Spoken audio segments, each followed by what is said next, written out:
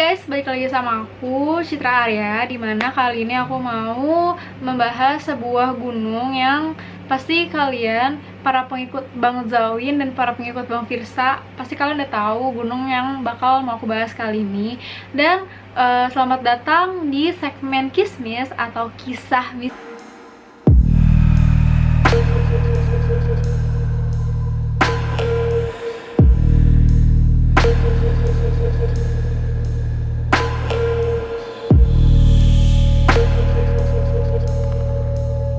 Mau membahas sebuah misteri-misteri dan mitos-mitos yang ada di Gunung Lawu. Buat kalian para pecinta alam, buat kalian para penikmat alam, buat kalian para pengikut Bang Firsa atau Bang Zawin atau para pendaki-pendaki yang lainnya, pasti kalian gak asing dong sama yang namanya Gunung Lawu kan. Nah, Gunung Lawu sendiri itu tuh banyak banget dari mereka-mereka, maksudnya dari para pendaki yang punya cerita-cerita mistis atau cerita-cerita yang menurut mereka tuh menyeramkan gitu sewaktu mereka lagi mendaki ke Gunung Lawu. Kenapa? Karena banyak banget sih yang bilang kalau di sana tuh angker dan banyak banget kayak pantangan-pantangannya tuh banyak gitu. Nah, dari sini aku mau bahas sedikit mengenai mitos dan misteri yang ada di Gunung Lawu berdasarkan sumber yang aku baca dan yang aku tonton, dan semoga ini bisa menghibur kalian. Jadi guys, kisah ini aku ambil dari banyak sumber yang tadi aku bilang. Jadi aku baca dan aku tonton video-video orang. Nah, aku kompilasiin di video ini, tapi maaf banget kalau infonya itu masih kurang nyampe mungkin, dan masih kurang banyak banget infonya. Aku minta maaf karena sejauh ini aku cuma bisa baca sampai segitu aja. Tapi sebelum mulai, jangan lupa kalian klik tombol subscribe di bawah, dan jangan lupa kalian like dan nanti kalian komen juga gimana pendapat kalian. So langsung aja kita mulai ke videonya. Jadi guys, Gunung Lawu itu adalah salah satu gunung yang sangat banyak peminatnya, baik dari wisatawan asing maupun luar, dan juga dari para pendaki-pendaki itu tuh pasti sering banget ke Gunung Lawu walaupun angker, karena di sana itu pemandangannya bagus banget.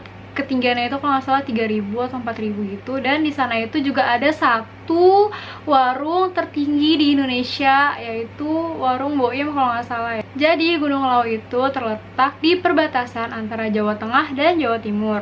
Gunung Lawu sendiri punya 4 jalur pendakian, dimana 2 diantaranya dari yang aku lihat di channelnya Grite yang podcast sama si Kak Frisly, dimana dia itu bilang kalau 2 jalur yang lainnya itu adalah jalur yang lumayan berbahaya karena penunggunya itu suka mengganggu para pendaki-pendaki yang ada di sana.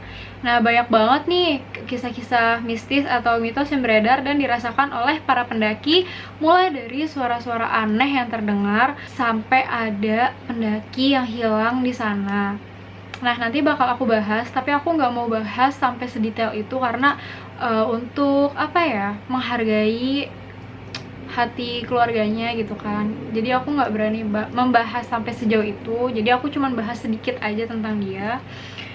Jadi kita flashback dari awal gimana masa lalu dari Gunung Lawu tersebut. Nah, jadi menurut sumber yang aku baca, Gunung Lawu ini dulu pernah dijadikan untuk bertapaknya Prabu Brawijaya. Nah, dimana Prabu Brawijaya itu ada pada zaman kalau nggak salah Kerajaan Majapahit gitu. Jadi dia bertapa di sana, tapi kan dia punya kayak 2 pengikut gitu. Nah, tapi si Prabu ini sampai sekarang tuh nggak ditemuin jasadnya kayak gitu. Terus dia bilang ke 2 orang itu, pengikutnya dia bilang kalau misalnya ada orang mencari saya, mereka suruh datang ke Gunung Lawu tersebut. Nah, di sana juga ada kayak sebuah tugu itu tuh kayak buat menandakan gitu kalau di situ tuh entah makam ataupun apa, pokoknya itu tuh udah dipatokin kalian tuh nggak boleh macem-macem di sana kayak gitu. Jadi dia tuh menghilang, jasadnya nggak ada sampai sekarang. Jadi emang dari dulu itu udah dijadiin tempat buat bertapa seperti itu.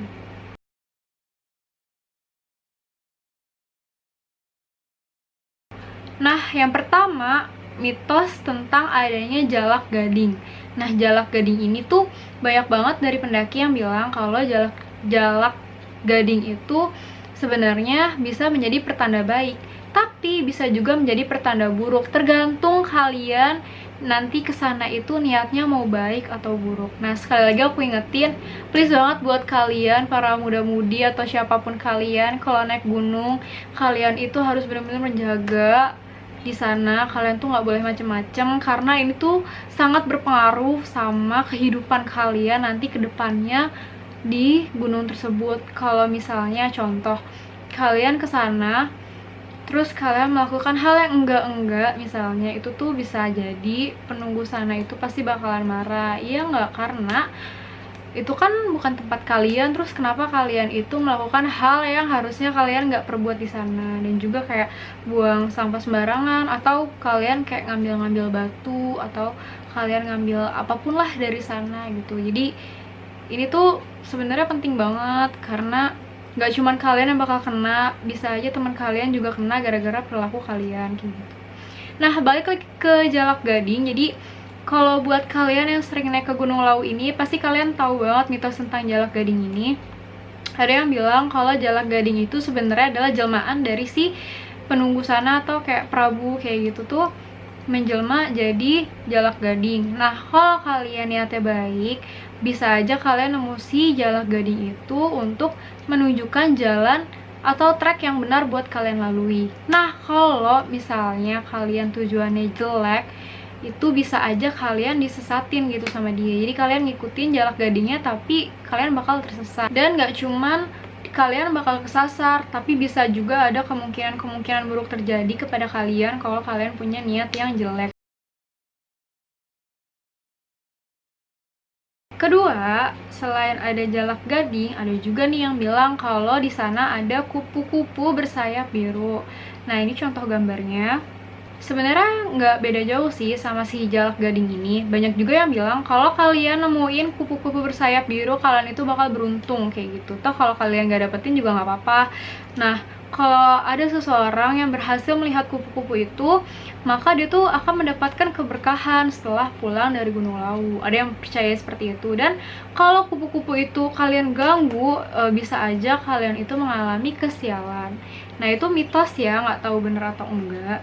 Tapi daripada kenapa-kenapa, mending kalian tuh ikutin aja aturan yang ada di sana.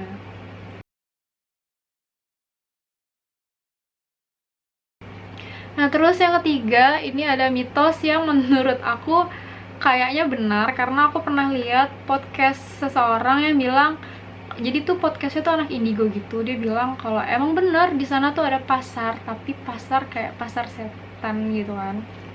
Nah, banyak banget nih dari pendaki di sana percaya kalau ada satu jalur, di mana jalur itu tuh ada kayak pasar setannya gitu. Jadi misalnya kalian mendaki, terus kalian berhenti di pos berapa atau berhenti di pertengahan jalan gitu, kalian ngedengerin ada yang kayak bertransaksi gitu, kayak mau beli apa mbak, kayak gitu-gitu. Nah, itu tuh sering banget ada yang punya cerita-cerita kayak gitu. Nah, pasar ini tuh ada di jalur Candi Ceto yang berada di lereng Gunung Lawu, sebuah lahan yang ditumbuhi ilalang. Jadi kalau misalnya kita ngelihat biasa aja tuh, kita ngeliatnya ilalang-ilalang, tapi ada juga orang lain ngelihat kalau itu tuh pasar itu. Jadi ngeliatnya tuh rame kayak gitu. Jadi tuh ada sebagian pendaki yang mendengar suara-suara bising kayak melewati sebuah lahan tanahnya itu, kayak ada yang menawarkan sebuah dagangan kayak gitu, ditawarin mau beli apa kamu di sini kayak gitu. Nah, kalau kalian misalnya konon katanya ya, kalau kalian ngedengerin suara itu, suara mau beli apa neng kayak gitu, kalian itu harus membuang salah satu barang kalian. Jadi itu tuh kayak istilahnya barter gitu, kayak orang transaksi barter gitu. Jadi mitosnya kayak gitu sih, kalau kalian ngedengar, kalian tuh harus buang barang kalian gitu. Cuman ini tergantung kalian sih percaya atau enggak gitu kan. Nah, ini ada lagi yang mau aku bahas. Jadi banyak banget yang cerita tentang hal ini, karena ini tuh belum lama terjadi. Kalau nggak salah ini tuh kejadiannya di bulan Juli ya, kalau nggak salah Juli apa Juni gitu, dimana ada seorang pendaki yang ditemukan sudah tidak bernyawa di gunung tersebut. Aku sebenarnya nggak mau ceritain, cuman emang harus diceritain, tapi aku mau cerita sedikit aja karena aku mau menghargai keluarganya. Nah, jadi aku mau cerita secara garis besarnya, di mana pada waktu itu ada satu rombongan berjumlah 6 orang, kalau nggak salah itu yang satunya cewek 5 cowok ya. Kasus ini tuh bener-bener rame karena banyak banget kejanggalan-kejanggalan yang ada di dalam kasus ini. Nah, jadi tuh cerita ini berawal dari si seorang cewek ini malam-malam minta tolong ke teman-temannya buat nganterin dia untuk buang air kecil. Nah, dia itu ngeliat si cowok ini di depan tenda lagi duduk gitu kan, terus dia minta tolong nih, tolongin gue dong, gue pengen buang air kecil nih. Nah, akhirnya berdua lah tuh mereka ke buang air kecilan. Nah, jaraknya itu deket banget guys, kalau nggak salah 5 meter deh, 5 meter atau 4 meter gitu. Nah, setelah ceweknya udah selesai buang air kecil, pas dia balik badan, cowok itu tuh udah nggak ada.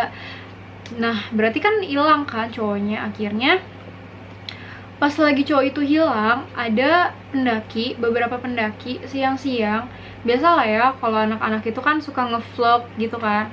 Pas lagi ngevlog, mereka tuh ngeliat ada satu cowok sambil bawa-bawa kayak kayu bakar gitu, tapi dia tuh kayak telanjang, kayak nggak pakai baju, tapi tetap pakai celana panjang. Jadi posisinya itu dia lagi naik ke atas, trekking ke atas sambil bawain kayu, tapi nggak pakai bajunya itu buat nutupin kayu gitu.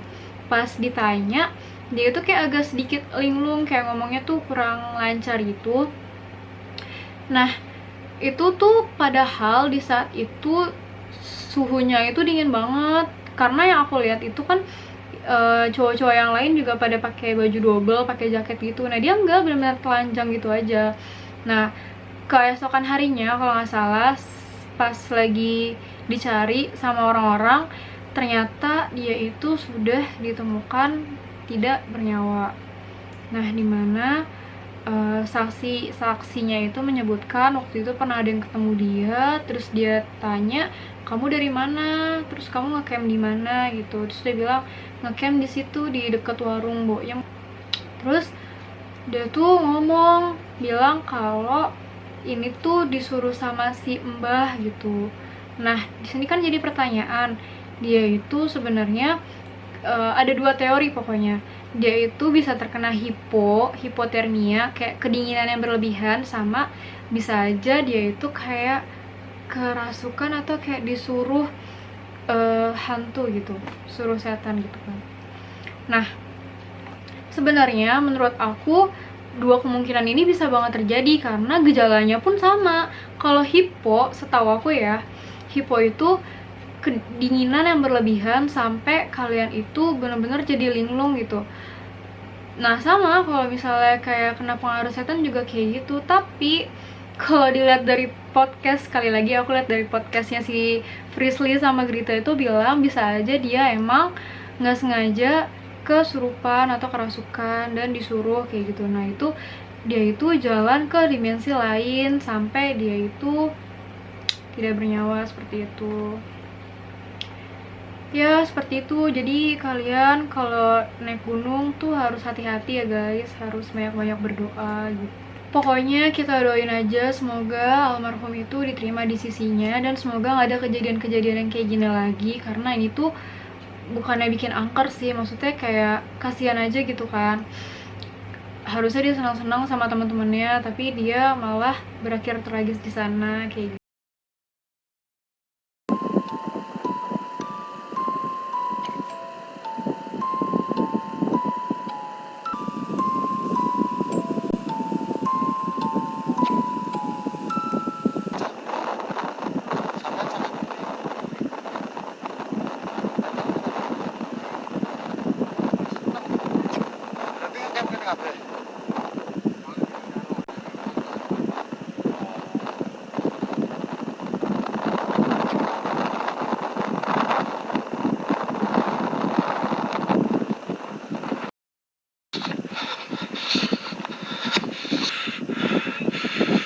Sempat berpapasan di sana juga. Bentar. Dari mana? Dia dari Kemuning. Kemuning itu bawah Pak. Lewat pos Setoh. Iya, dia lewat Setoh.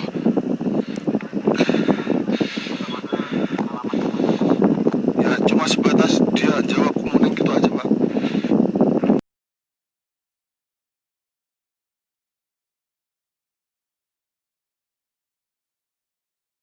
Oke guys, sampai di situ mitos-mitos atau misteri-misteri yang ada di Gunung Lawu. Aku tahu banget ini tuh sebenarnya nggak lengkap karena aku tuh nggak pernah kesana sama sekali. Mungkin dari kalian yang punya cerita lebih banyak tentang Gunung Lawu bisa komen di bawah. Dan maafin aku banget kalau video ini kurang menarik karena aku nggak tahu guys mau ngebahas apa lagi gitu. Nah buat kalian komen di bawah, selanjutnya aku bisa bikin konten apa lagi. Kalian komen di bawah dan jangan lupa kalian klik like, komen, dan subscribe channel aku supaya aku makin semangat lagi bikin videonya. So, sampai jumpa di video berikutnya.